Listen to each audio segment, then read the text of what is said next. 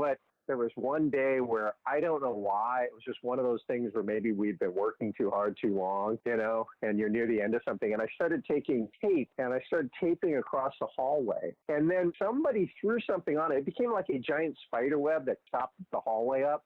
And then people started throwing items onto it so it stuck. And so suddenly there's this whole block tape hallway, and people had thrown knickknacks and this and that. And finally Michael Webster or Tom Ruzicka came by and they're just look at me like, this is your doing, right? And it's like, leave it. And then they walked out because they knew it was a way to blow off steam. But it was one of those almost MASH moments where you start out doing something silly and the next thing the entire place is sort of doing it. But I got nailed for things that other people did a lot, where they were nicer and I was more like, whatever, I was certainly taller.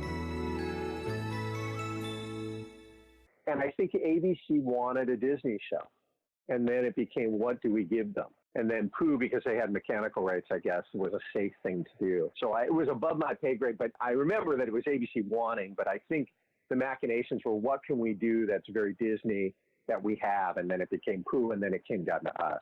It was funny. I knew it could be really good if we didn't screw it up, and they didn't think I should do it. I was young, and I wore long leather jackets before Matrix. I was theoretically a dark character, and so they were questioning me. And I remember sitting at a table, I had to do the entire Bible premise pitch in a 3-day weekend and then go have lunch with Gary Kreisel and some other people and explain why this show would be great. I remember going, look, I will bet you a year's salary. Unfortunately, I didn't do it. We will win our time slot and be number one. We'll win an Emmy, guaranteed. I bet you my whole year's salary. And we did. We were the only show to do that at that time. But it was one of those where you just go, if you don't screw it up, how can you miss? The designs are good, great characters. Just don't be stupid. Write really well and it'll be a good show. I never used anything from the books because it wouldn't have worked for me. It was always, how can I become Milne? And then how do I expand that?